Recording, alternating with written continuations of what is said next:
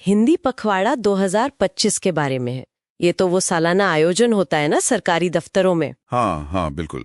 ये एक official circular है जो शाखा प्रमुख के निर्देश पर जारी हुआ है। इसमें जो आने वाला हिंदी पखवाड़ा है उसमें होने वाली प्रतियोगिताओं का पूरा ब्यौरा है। अच्छा, तो इस डीप डाइव का मिशन क्या है? क्या हम सिर्फ ये देख रहे हैं कि क्या क्या होने वाला है? नहीं, सिर्फ लिस्ट नहीं देख रहे। कोशिश ये समझने की है कि ये संगठन मतलब सीबीआई की ये शाखा कैसे हिंदी को बढ़ावा देने की कोशिश कर रही है। ये जो प्रतियोगिताएं हैं, इनके नियम, इनाम, ये सब मिलकर क्या दिखाते हैं? क्या ये बस एक फॉर्मेलिटी है या सच में कुछ करने की कोशिश है? दिलचस्प। तो शुरुआत कब और कैसे हो रही है? देखिए, शुरुआत हो रही है 22 सितंबर को दोपहर 3:30 बजे।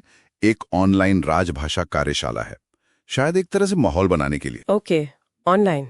हाँ, फिर अगले 3 दिन मतलब 23, 24 और 25 सितंबर रोज शाम 4 बजे 3 अलग-अलग प्रतियोगिताएं हैं। कौन कौन सी हैं ये जानना जरूरी है कि किस तरह की एक्टिविटीज चुनी है। हाँ, यहीं पर थोड़ी रणनीति दिखती है। पहली है हिंदी नोटिंग और ड्राफ्टिंग। ये तो सीधे सीधे ऑफिस के काम से जुड़ी है। बिल्कुल। दूसरी है प्रशासनिक और विधि संबंधी हिंदी अंग्रेजी शब्द ज्ञान, फिर से काम की चीज। हाँ, वोकैबुलरी वाली। जी। और तीसरी है राजभाषा हिंदी प्रश्नोत्तरी। तो ये कह सकते कि प्रैक्टिकल स्किल्स पर जोर ज्यादा है। सही है। और ये पखवाड़ा खत्म कैसे होगा? समापन होगा 26 सितंबर को शाम 4 बजे। इसमें एक हिंदी वाक प्रतियोगिता होगी और फिर समापन समारोह। वाक प्रतियोगिता, विषय क्या है? 2 विषय दिए हैं चुनने के लिए। पहला है भारत की राष्ट्रीय एकता में राजभाषा हिंदी की भूमिका, और दूसरा पर्यावरण संरक्षण समय की आवश्यकता। दोनों ही मतलब काफी रिलेवेंट टॉपिक्स हैं। बिल्कुल। अच्छा, अब आते हैं थोड़ी और डिटेल्स पर। इनाम वगैरह भी है लोगों को मोटिवेट करने के लिए? हाँ, इनाम है। पहला इनाम 2000 है, दूसरा 1500, तीसरा 1000 और 3 सांत्वना पुरस्कार में हैं 250 रुपए प्रत्येक। तो हाँ, एक मॉनेटरी इंसेंटिव तो है। ठीक है, और कौन हिस्सा ले सकता है इसमें? पात्रता भी साफ लिखी है। सीबीआई छत्तीसगढ़ शाखा के सभी अधिकारी और कर्मचारी सब एलिजिबल हैं। अच्छा। एक नियम और है जो थोड़ा ध्यान खींचता है। कोई भी व्यक्ति एक से ज्यादा प्रतियोगिताओं में भाग ले सकता है, लेकिन वो ज्यादा से ज्यादा 2 ही सबसे बड़े इनाम जीत सकता है। ओह, मतलब ऐसा नहीं कि एक ही इंसान सारे नाम ले जाए। हाँ, शायद यही सोच है, ताकि ज्यादा लोगों को प्रोत्साहन मिले, ज्यादा लोगों की भागीदारी हो। और ये देखिए, ये वाला पॉइंट तो मुझे वाकई बहुत महत्वपूर्ण लगा। जिनकी मातृभाषा हिंदी नहीं है पर 8वीं अनुसूची वाली कोई और भाषा है, जी उन्हें 10% बोनस अंक मिलेंगे। ये तो कमाल की बात है। हाँ, ये बहुत अहम है।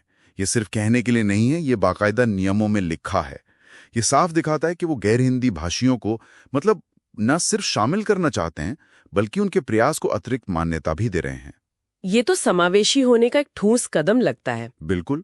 इससे शायद वो हिचक कम होती है जो कई बार गैर हिंदी भाषी महसूस करते हैं ऐसी प्रतियोगिताओं में। अच्छा, और ये जो प्रतियोगिताएं हैं, इनके फॉर्मेट के बारे में कुछ और पता चलता है, जैसे प्रश्नोत्तरी या भाषण? हाँ, थोड़ा बताया है। जैसे नोटिंग, ड्राफ्टिंग और शब्द ज्ञान तो शायद लिखित होंगे, काम से जुड़े हुए। जो प्रश्नोत्तरी है वो टीम में होगी। Team based. जी। और इसमें सही जवाब पर अंक मिलेंगे, पर गलत जवाब पर काटे भी जाएंगे। मतलब थोड़ा कंपटीशन रहेगा। अच्छा, नेगेटिव मार्किंग भी है? हाँ, और ये भी लिखा है कि प्रश्नोत्तरी के लिए जो स्टडी मटेरियल है वो 2 दिन पहले दे दिया जाएगा, तो तैयारी का समय मिलेगा। और भाषण प्रतियोगिता? वाक प्रतियोगिता की है, जैसा मैंने बताया, 2 विषय हैं।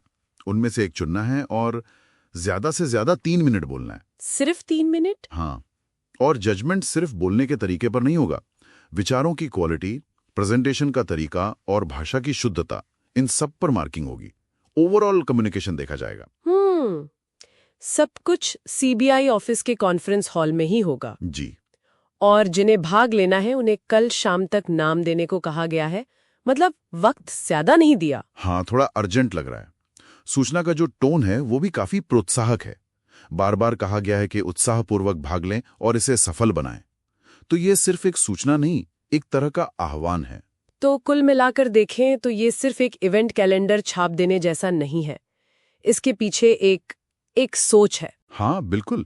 ये दिखाता है कि कैसे एक सरकारी विभाग राजभाषा के प्रयोग को, ऑफिशियल लैंग्वेज के यूज को बढ़ावा देने के लिए एक व्यवस्थित तरीका अपना रहा है।